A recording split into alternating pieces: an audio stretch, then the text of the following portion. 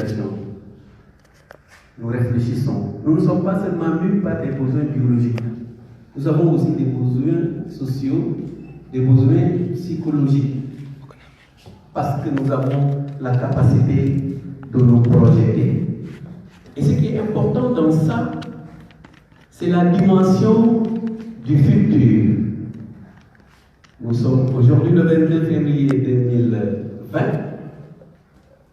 et nous souhaitons que le Seigneur nous prête encore vie jusqu'à, chacun va se projeter, mais dans ce jusqu'à, chacun essaie de se lire un état dans lequel il voudrait, ou un ensemble d'états, ou une succession d'états. Je veux devenir, jusqu'à devenir. C'est cette capacité de se projeter dans le futur qui est importante chez l'être humain. Et pourquoi il est important de se poser cette question? Hegel, dans l'exposé de ses thèses à Marx, dit ceci: les hommes font leur histoire eux-mêmes, mais dans un milieu donné qui les conditionne. Et commentant ce propos, Sartre dit: les hommes font leur histoire sur la base de conditions réelles antérieures, mais ce sont eux qui la font et non les conditions antérieures. Quelle est la nuance? Hegel, c'est pas Hegel, mais Hegel dit: les hommes font leur histoire dans des conditions. Donc, responsabilité de l'homme, responsabilité de chacun de nous, à faire de lui ce qu'il doit être ou ce qu'il souhaite être, responsabilité. Personne ne le fera à votre place. Ni papa, ni maman, ni frère, ni sœur, personne. C'est à chacun de faire son histoire. Personne ne peut entrer dans la boîte de quelqu'un, le cerveau, pour l'aider à maîtriser ses leçons, pour l'aider à comprendre la façon de discerner, pour l'aider à retenir, etc. Non, personne. Donc à chacun de construire son histoire. Mais Engels dit, dans un contexte, ça veut dire la réalité. Vous avez parlé de réalité. Voilà, réalité universitaire. Vous, c'est la réalité universitaire. Autrement dit, il est essentiel de prendre en considération la réalité dans laquelle vous êtes si vous voulez réussir votre projet, votre ambition. Ce qu'il dit, et ce qu'ajoute Sartre, c'est que ce ne sont pas les conditions qui permettent absolument la réalisation. Sartre pose la question de la responsabilité en disant non, détachons les choses de cette façon. Faisons porter à l'homme la responsabilité entière de son devenir, de la réalisation de son être. Et c'est ça qui est important pour vous, étudiants. Votre responsabilité à ce niveau. Mais il ne faut pas avoir peur de la responsabilité parce que nous sommes capables de dépassement de nos conditions. Vous étiez à l'élémentaire, certains d'autres au préscolaire, ensuite à l'élémentaire, au moins au secondaire. Aujourd'hui, vous êtes à l'université. C'est une capacité perpétuelle de dépassement de vos différentes conditions. Et certainement, vous savez que l'université n'est pas votre destination finale, c'est juste un passage obligé pour acquérir un ensemble de connaissances et de compétences pour pouvoir assumer cette responsabilité à travers des emplois. Mais ce qui est important, c'est d'être capable. Et donc, au-delà de l'université, quelque chose arrivera. Le terme réussir.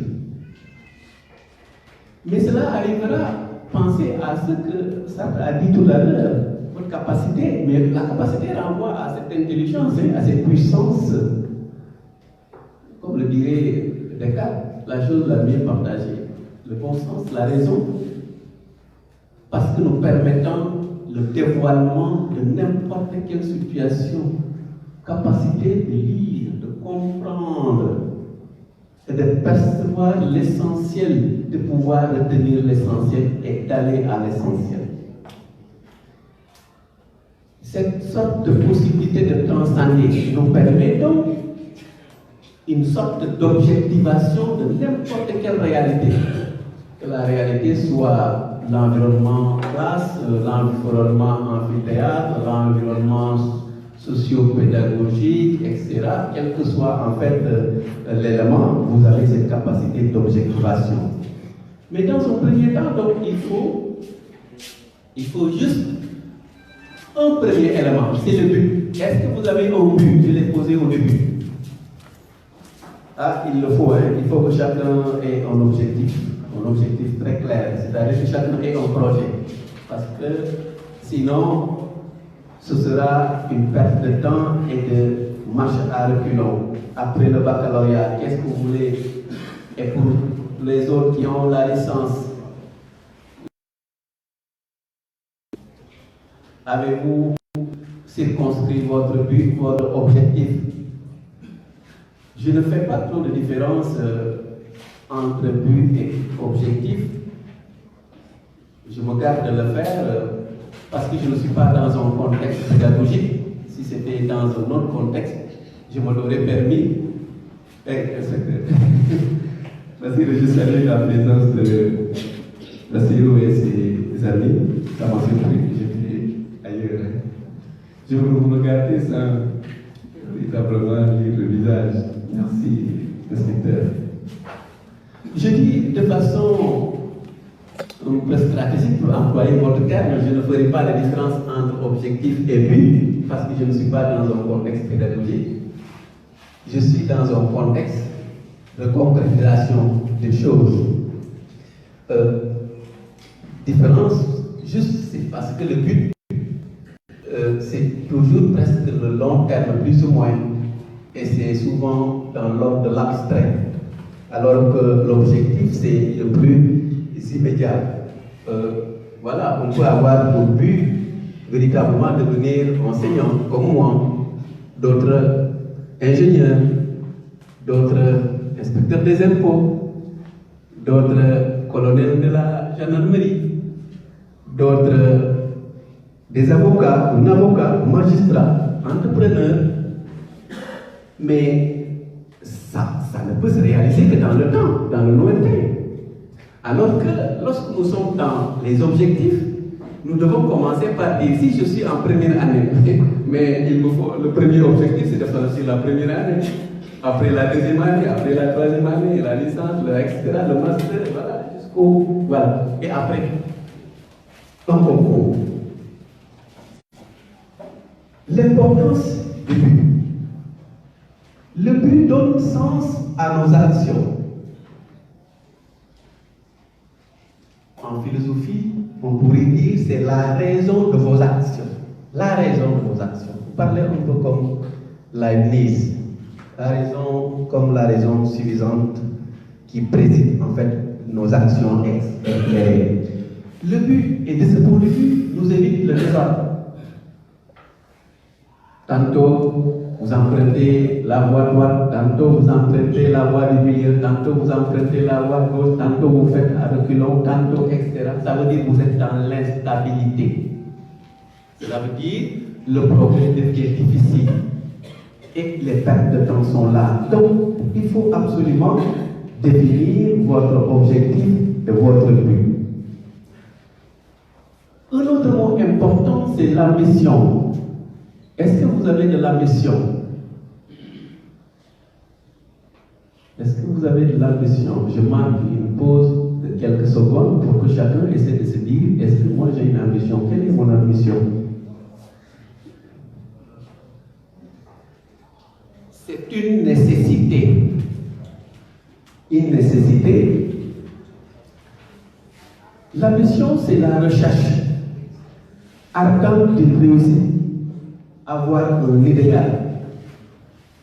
Pour le philosophe qui avait le micro, l'ambition de Nietzsche était, après avoir été bien nourri du dogme du christianisme, il avait finalement nourri une ambition contraire au développement du christianisme, c'est-à-dire la déconstruction totale du christianisme. Et l'œuvre de Nietzsche, presque tous les ouvrages de Nietzsche, constituent une sorte de déconstruction de l'idéal chrétien. C'est juste un exemple. L'ambition du joueur. Les joueurs que vous connaissez, nous avons un joueur qui est bien connu, Sadio Mané. Quelle est son ambition? Et c'est pas devenir. Il avait une ambition de devenir ballon d'or africain. Non, est-ce que ce sera seulement cela? Est-ce qu'il n'a pas l'ambition de devenir le ballon d'or? Voilà. Bon, je ne sais pas. De toute façon, certainement, il a des ambitions. Chacun de nous doit avoir une ambition. Et c'est là qui donne sens à votre présence ici. Est-ce que vos ambitions sont simplement universitaires, avoir juste le PL1, PL2, voilà, on ne parle plus de PL, de licence 1, 2, master, etc. Est-ce que vos ambitions sont politiques? Est-ce que vos ambitions sont économistes ou économiques? Devenir un grand entrepreneur, ne pas chercher à entrer dans les sphères de l'État pour devenir un agent de l'État? Devenir un grand entrepreneur? Est-ce que vos ambitions sont artistiques ou culturelles? Malgré vos études, on l'a vu, après juste une accumulation de connaissances, investissez cela dans le domaine artistique ou culturel. Quelles sont vos ambitions professionnelles? Il faut que tout cela soit clair. Mais attention aux ambitions, parce que les ambitions peuvent être égoïstes. Et ce sont les ambitions égoïstes qu'il faut essayer de déconstruire.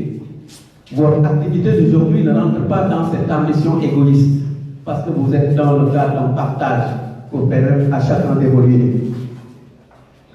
Est-ce que vos ambitions sont seulement limitées à votre personne, ou vous avez des ambitions pour votre localité? Vous avez finalement des ambitions pour le Sénégal ou pour le monde? Est-ce que vos ambitions se résument à votre personne?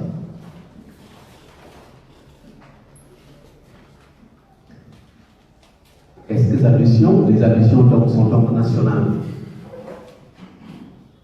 L'ambition est importante, mais vous ne pouvez pas dire que dès lors que je retiendrai une ambition, elle sera définitive. Non, parce que les contextes évoluent et par conséquent, étant donné que ce n'est pas vous qui faites les offres, vous ne pouvez pas vous en tenir à une ambition X que vous retiendrez de façon définitive. Il faut savoir évoluer suivant les contextes. Et c'est là qui donne sens au terme que vous avez utilisé justement, stratégie. Savoir jouer avec le contexte. Si je devais revenir sur la question de quelle est la réalité de l'environnement dans lequel je vais évoluer pour réaliser ce but. Notre environnement à nous ici, c'est l'université. C'est l'université. Bon, dans un premier temps, on va considérer que l'université, c'est un environnement un peu hostile. Et moi, quand j'abordais au début là, le pouvoir de la mort, là, bon, c'était pas facile. Je dis, mais je n'ai pas de place ici, ce monde-là, tout ce monde-là dans les amphis. Combien de personnes? Est-ce qu'il y a possibilité d'avoir un diplôme ici? C'est une question-là. Voilà, beaucoup de personnes, beaucoup d'étudiants se les posent. Hein. Mais non. Bon Dieu, dépassons cette question. C'est normal, c'est une question passionnelle. C'est normal, c'est l'émotion, parce que vous êtes frappé par la particularité, la singularité et la nouveauté de la chose qui tranche avec ce que vous avez vécu au village ou au niveau du lycée. Dépassez en fait cela. Quelles sont les caractéristiques de l'université? Je donne juste deux éléments pour ne pas vous confondre. Soit vous considérez les caractéristiques sous l'angle des difficultés, c'est-à-dire ce qui ne favorise pas votre réussite, soit vous considérez que malgré les difficultés, il y a des opportunités, c'est-à-dire la possibilité de revoir ce qui est considéré comme étant défavorable. Les difficultés. Je ne vais pas trop les lister parce que je voudrais quand même que mon propos soit un peu bref pour permettre effectivement l'interaction. Je veux être aussi concret. pas philosophique. En termes de difficultés, l'université d'abord, c'est la... C'est toute l'université de Dakar, c'est la population. La population effraie. Dans les amphis, dans les couloirs, dans les chambres, ça grouille, dans les restos, c'est de longues queues, c'est partout, c'est des attentes. C'est pas facile, hein? Si c'est au village, vous allez avec Bolon, mais il faut attendre la queue, payer, voilà, rester longtemps, mais il faut attendre, le contexte l'exige. C'est difficile, quelquefois dans les amphis, c'est rempli, quelquefois même on est par terre là, quelquefois même au niveau des fenêtres. Ça n'encourage pas, mais jamais de découragement. Ça n'encourage pas, mais jamais de découragement. L'habitation, l'université de Dakar, l'UQAD est dans Dakar, et Dakar, la particularité, c'est le logement. Comment trouver un logement si l'université ne peut pas accueillir tout le monde? Si nous tous, nous n'avons pas de parents à Dakar pour nous accueillir, si nous n'avons pas toujours les moyens pour nous trouver une chambre à 30, 40, 50, 60 000, qu'est-ce qu'il faut faire? C'est une réalité sociale que nous connaissons. Peut-être que nous sommes quelquefois impuissants, malheureusement, mais ça nous frappe au plus profond de nous-mêmes. Nous souffrons de ça. C'est une réalité. Qu'est-ce que l'autre vit? On se pose cette question. On oublie rapidement ce que l'autre vit parce qu'on n'est pas dans la situation. Et pourtant, l'autre est en train de souffrir. Il n'a pas mangé à midi parce qu'il n'a pas de ticket. Le dîner n'est pas réellement optimisé. C'est une réalité. Ah, mais il faut aller étudier. La réalité de l'université. Les chambres des étudiants, une chambre qui était prévue pour 2 étudiants, maintenant on prend combien d'étudiants? Plusieurs. Et cela défavorise la réflexion intellectuelle, le dialogue, le partage des connaissances. Parce que finalement, on est dans une sorte de passion où on ne fait que discuter de tout et de rien. Wartan, la restauration, toujours la même chose. Mais je ne peux pas m'étendre sur les difficultés. Restons un peu sur les opportunités. Parce que je considère que quelles que soient les difficultés, il nous faut nous amener pour les vaincre. Les opportunités. La première, nous la vivons aujourd'hui. C'est de trouver des frères et sœurs qui vous accueillent. C'est d'avoir votre association. Et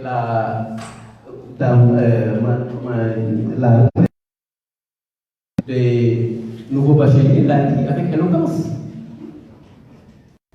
Depuis l'obtention du baccalauréat, l'association est aux côtés, auprès de ces nouveaux bacheliers pour les accompagner à s'intégrer. L'intégration que vous êtes en train de faire aujourd'hui. Vous êtes en train de réaliser une merveilleuse chose. Et c'est ça qui est important. Le fait que vous ayez trouvé ici vos frères, familiers et sœurs qui vous accueillent, qui acceptent de réaliser les conditions qui vous permettent de faire votre travail. C'est ça qui est important, les opportunités. La solidarité agissante. Quelqu'un a une chambre, bon, regarde,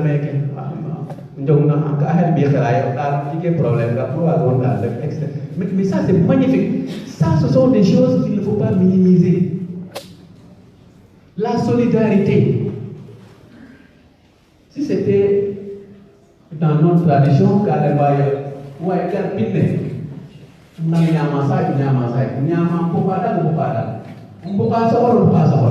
c'est pour dire, je partage absolument les conditions et que je ne voudrais pas vous voir de façon singulière dans une situation que vous ne méritez pas, alors que je suis là capable de vous offrir le minimum. Ce minimum, nous allons le partager. Vous êtes en train de le vivre et je suggère, je vous demande de poursuivre absolument cet élan de générosité et ne minimisez rien en termes de tickets, en termes de partage de livres, en termes de partage de connaissances. L'autre opportunité qui est essentielle, c'est l'existence d'une bibliothèque universitaire suffisamment fournie, surtout pour le premier cycle. Vous qui venez d'arriver, votre case de circoncis, c'est la bibliothèque universitaire. Pas les chambres, pas les couloirs, pas les arbres. C'est la bibliothèque universitaire. Or, le constat est que les étudiants ne fréquentent plus correctement la bibliothèque universitaire. Alors que les heures auxquelles vous ne vous adonnez pas au cours devant le professeur, vous devez les consacrer à la lecture, à l'exploitation des documents qui ne vous ont pas donnés par le professeur, dont le cours ne suffit jamais. Parce que vous ne cherchez pas seulement à connaître juste ce que le prof dit, mais vous cherchez à connaître votre programme et à le maîtriser, parce que vous avez une ambition. Il faut quand même que vous ayez suffisamment conscience de cela, parce qu'il y a trop de perte de temps au niveau des chambres. Que faire finalement? La troisième question, et c'est la question qui introduit le terme stratégie. Stratégie de réussite. Une stratégie, c'est quoi? Une stratégie, je vais vous lire le résumé de Morin, Edgar Morin, un grand philosophe, penseur actuel. Il n'y a que la stratégie pour s'avancer dans l'incertitude et l'aléatoire. L'université est notre monde aléatoire, incertain, et notre monde d'aujourd'hui est le monde aléatoire, incertain. Nous ne sommes sûrs de rien. Il n'y a que la stratégie pour s'avancer dans l'incertitude et l'aléatoire. L'art de la guerre est stratégique parce que c'est un art difficile qui doit répondre non seulement à l'incertitude des mouvements de l'ennemi, mais aussi à l'incertitude sur ce que l'ennemi pense, y compris sur ce qu'il pense que nous pensons. La stratégie est l'art d'utiliser les informations qui surviennent dans l'action, de les intégrer, de formuler, souder des schémas d'action et d'être apte à rassembler le maximum de certitude pour affronter l'incertain. Tout est résumé. Tout est résumé dans cette définition-là. Je dis l'incertitude et l'aléatoire. Rien n'est sûr dans le monde universitaire. Vous venez en terminale avec un niveau très formidable, très solide. Ok. Vous revenez avec un devoir, vous dites, mais est-ce que le professeur l'a corrigé mon devoir? Mais non, la note là, je mets plus. Moi, je me rappelle ma première note, c'était en grammaire texte, je ne sais pas comment on l'appelle encore texte, avec le vieux Diara, pas Diara, ceux qui le connaissent, pas Diara, le vieux Bambara. Alors que j'étais un instituteur chevronné, je fatigue de temps en temps pour venir suivre les cours en philo. Et donc je me disais, ils ont dit grammaire, voilà.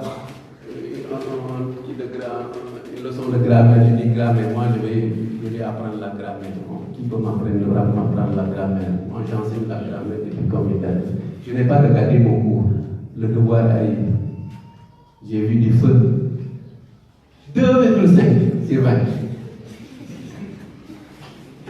Quand j'ai pris mon devoir, je suis rentré à Fatigue. Un jour, j'ai dit à mes élèves, parce qu'ils savaient que je venais suivre les cours à l'université, vous savez la note que j'ai obtenue?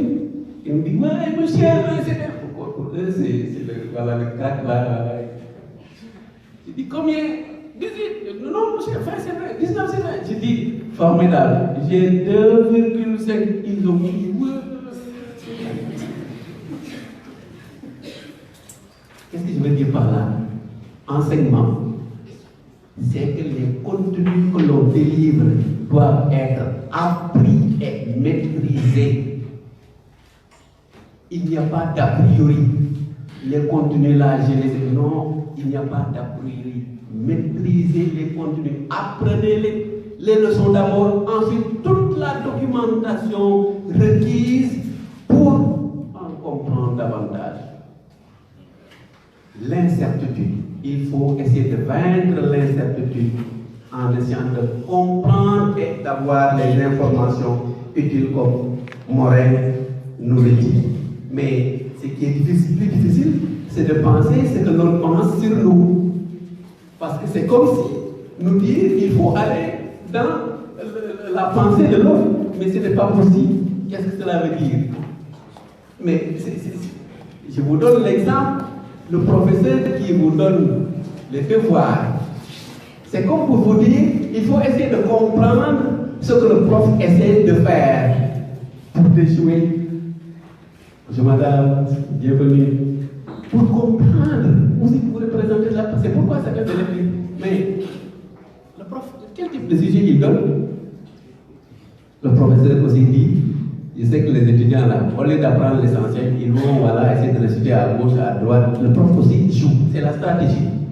Lui aussi, il va formuler son sujet de manière à ce que celui qui n'aura pas la capacité de synthèse et d'analyse, même s'il retient par cœur son texte, ne réussira pas, ne pourra pas avoir la moyenne.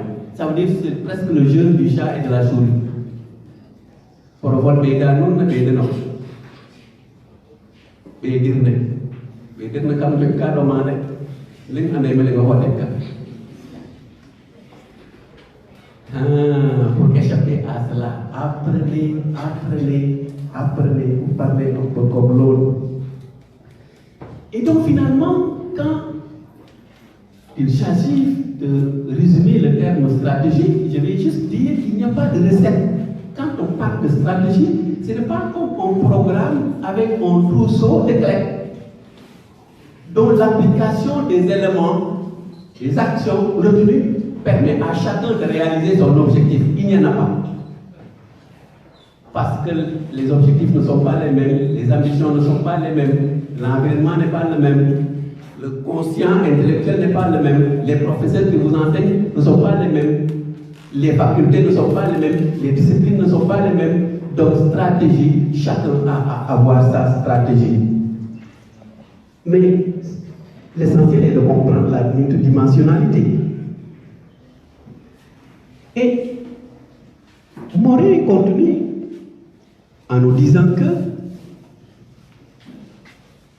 le propre de la stratégie est de transformer une circonstance défavorable en circonstance favorable.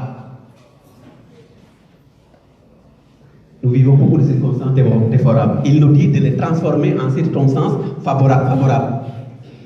Pourquoi? Parce que, dotés de raison, nous sommes des sujets, des individus sujets, compétents, parce que nous faisons des calculs, cogitants, parce que nous réfléchissons beaucoup, capables de décision, de choix, de stratégie, de liberté, d'invention, de création, mais sans cesse d'être des animaux, sans cesse d'être des êtres machines. Waouh!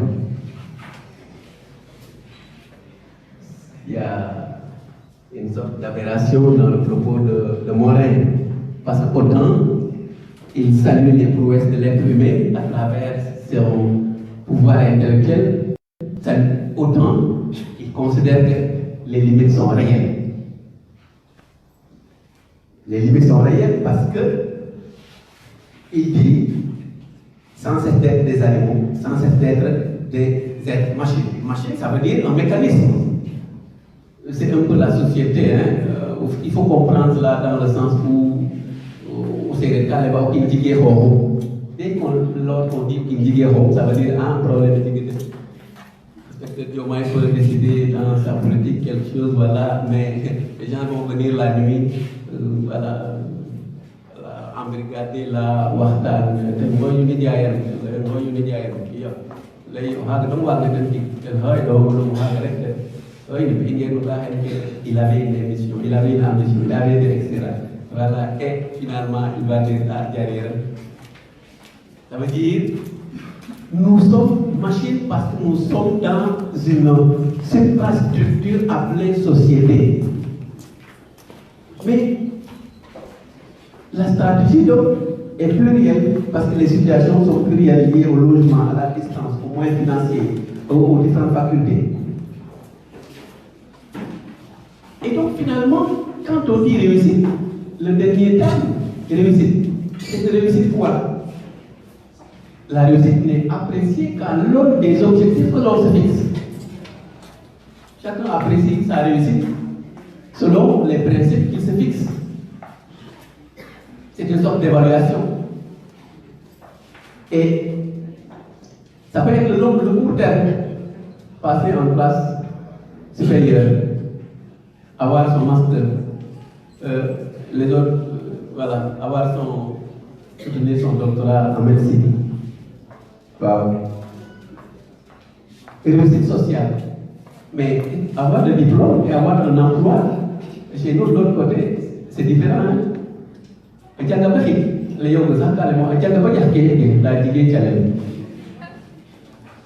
distinction est déjà faite. Réussite académique, les diplômes sont là, mais réussite sociale, non. Et le problème se pose au niveau social. C'est pourquoi la question de la réussite se pose avec beaucoup d'acuité. Dans tous les cas, après avoir fait une sorte de répertoire des différentes difficultés et caractéristiques, il nous faut revenir sur les conditions pour réussir votre but ou votre objectif. Du point de vue méthodologique, je retiens juste quelques éléments. Le premier, nous l'avons déjà indiqué au début, ce sont les objectifs. Il nous faut définir des objectifs clairs. Le deuxième élément, c'est de définir des principes de vie. Les principes de vie, nous les appelons des valeurs. Des valeurs. Malheureusement, au Sénégal, la question des valeurs commence à se poser terriblement. Ce n'est pas aujourd'hui d'ailleurs, cela se pose, non. Mais la question est réelle. C'est-à-dire, compte tenu des exigences de la société, compte tenu des difficultés à arriver à son objectif, on commence par fragiliser les valeurs parce que les considérant comme étant des freins à mon évolution, à mon accession à cela que je souhaite. Mais je pense que nous devons forger des valeurs. Nous en avons déjà parce que nos parents nous ont véritablement nourris de valeurs réelles, cardinales. Mais malheureusement, quand nous venons en ville, souvent, par l'entourage, l'environnement social, nous commençons à fragiliser ces valeurs, à considérer que ces valeurs n'ont pas leur place et que ces valeurs n'ont de place que de l'autre côté. Et qu'ici, il faut avoir d'autres valeurs. Non, la valeur cardinale est la valeur cardinale. La valeur, c'est la valeur. Ce sont ces valeurs qui ne sont pas des valeurs parce qu'elles sont référencées à quelque chose qui est surévalué, mais qui n'est pas de la valeur. Parce que la valeur qui est surévaluée est le profit aujourd'hui. Si la référence est à ce niveau, nous perdons nos valeurs et il faut refuser cela. Retenir des valeurs. Aucun cas diga qui est faillant. Je l'ai écrit en série d'ailleurs. Définir des actions et un emploi de temps, heure de travail, heure de repos, heure de divertissement. Essayez de respecter les actions retenues. Si vous vous dites, chaque mois je vais lire un livre, chaque jour 10 pages, respectez cela. Donnez-vous le temps de lire 10 pages par jour ou 20 pages par jour, cela dépend. Il y a ceux qui lisent 40 pages par jour, ça dépend. Mais c'est une singularité. Chacun n'a qu'à dire, je pourrais lire tant de pages. Après avoir maîtrisé mes leçons, je pourrais lire tant de pages. Si le niveau des élèves est décrié quelque part, parce que les élèves se contentent, ou les étudiants se contentent juste de ce qui est livré par le professeur et qui est toujours insuffisant par rapport à l'ensemble, parce qu'en cours c'est une synthèse.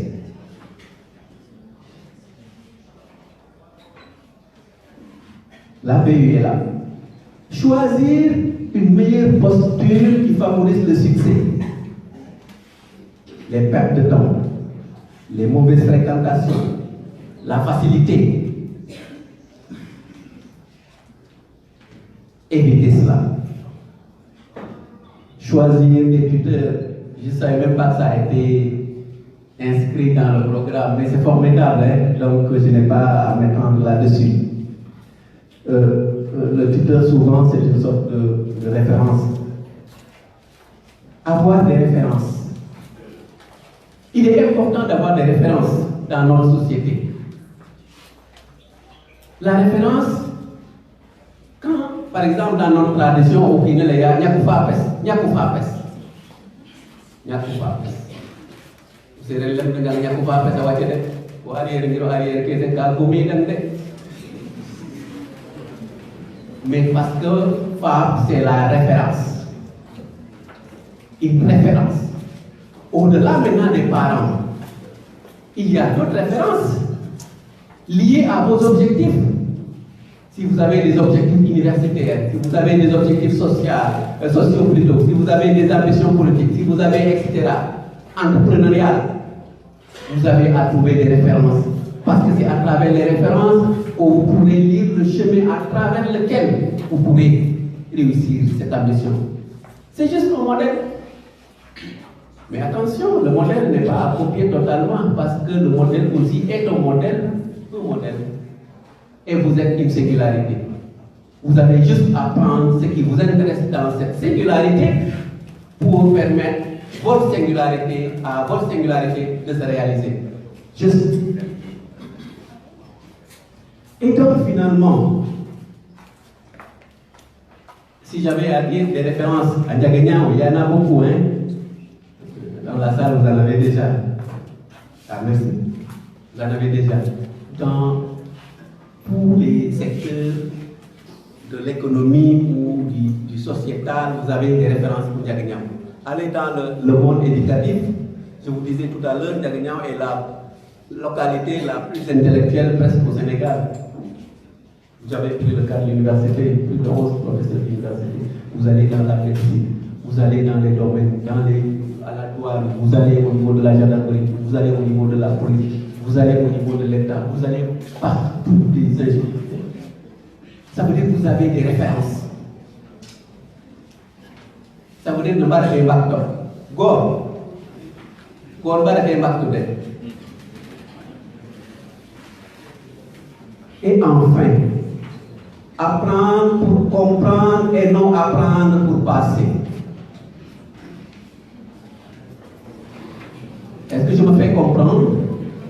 Apprendre pour comprendre et non apprendre pour passer. Parce que justement, la deuxième partie d'apprendre est incluse dans la première, alors que la première n'est pas incluse dans la seconde. Or, si vous vous en tenez à la seconde, apprendre pour passer, vous allez vous rendre compte à la fin qu'après le passage, ce que vous appelez passage, l'obtention du diplôme, la réalité sociale, socio-économique commence à apparaître. Et c'est ça, c'est tout qu'il faut éviter. Apprendre pour comprendre et non apprendre pour passer. En termes d'aspect psychologique, j'en ai retenu 4. La première, c'est la volonté. Avoir une volonté, la détermination. Anal débat, anal kenya, anal khuda, bohai. Nak kene ko intamon negeya, parce que kan bourou bisuden de, ore. Volonté, détermination, c'est-à-dire que rien ne soit un obstacle total pour la réalisation de vos objectifs. Ça se cultive. Ça veut dire qu'on refuse la facilité, le laisser aller. On se convainc de ses compétences. Le deuxième élément, développer un sentiment d'estime de soi. Le sentiment d'estime de soi, comme développé par Abraham Maslow dans la pyramide des besoins. Ce Ce sentiment est important. Dans un premier temps, c'est se satisfaire de sa personne.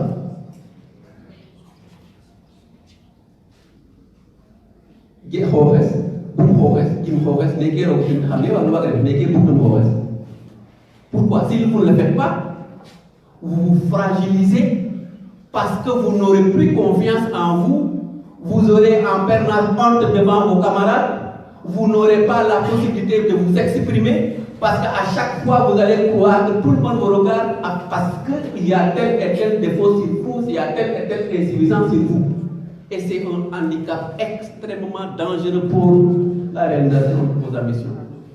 Soyez fiers. Et ça me rappelle le Yes We Can de Barack Obama. Yes we can. Yes we can. Je ne suis pas un anglophone, mais je rapprends juste en fait ce que l'autre a dit.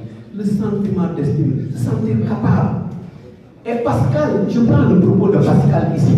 Pascal dit dans les pensées, l'homme est ainsi fait qu'à force de lui dire qu'il est un sot, c'est-à-dire un idiot, il le croit.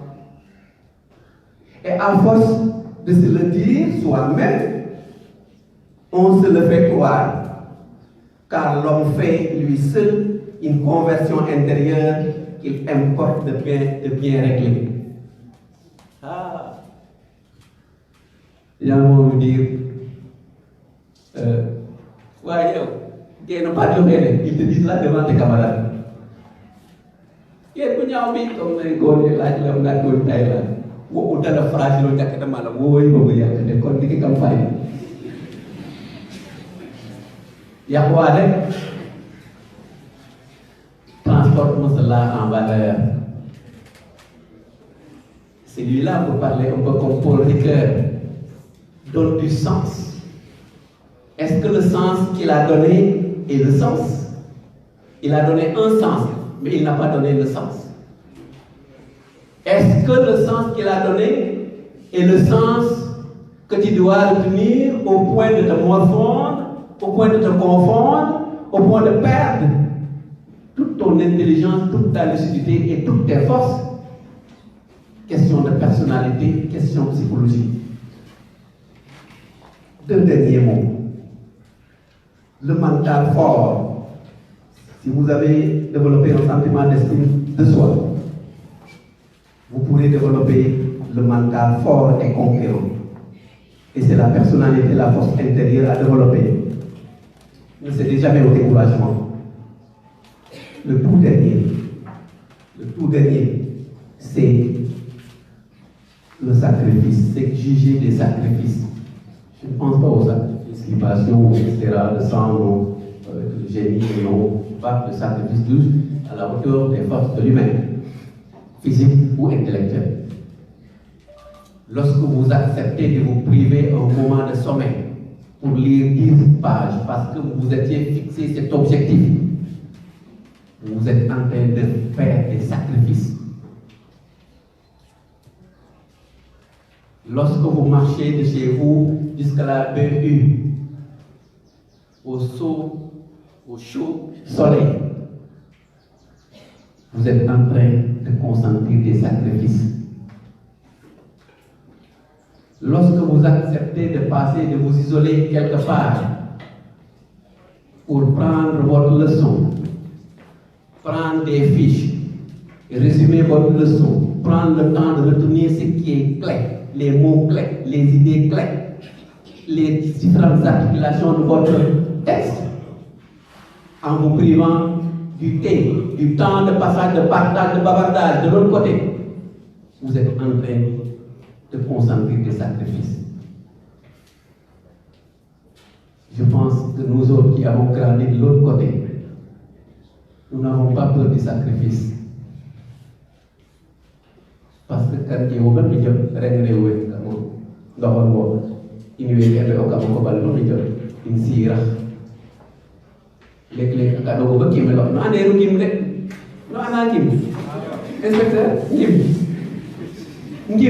ce sont des insectes parce que ça, vous couchez là en un seul endroit, probablement au point que les clés cadavres ont dit que ça tête, mais maintenant on va voir les cadavres qui ont déjà posé la tête. pour les mecs impeccable. Le sacrifice. Le sacrifice. Chers étudiants, pour conclure sur un seul mot, pour réussir, je vous ai dit qu'il faut définir des buts, des objectifs chacun, identifier les actions à réaliser, identifier les différentes difficultés et chercher à les transformer en opportunités autant que possible. Et enfin, je retiens ce dernier propos, le tout dernier avec le sage stoïcien nommé Épictète, qui nous dit que dans la vie, il y a des choses qui dépendent de nous, telles que nos opinions, nos désirs, c'est-à-dire nos réflexions, nos pensées. Mais il y a des choses qui ne dépendent pas de nous. C'est notre corps, notre richesse, notre pouvoir. Et donc, prendre conscience que ce n'est pas absolument ce que nous voulons qui se réalisera. Et sur ce propos que je voudrais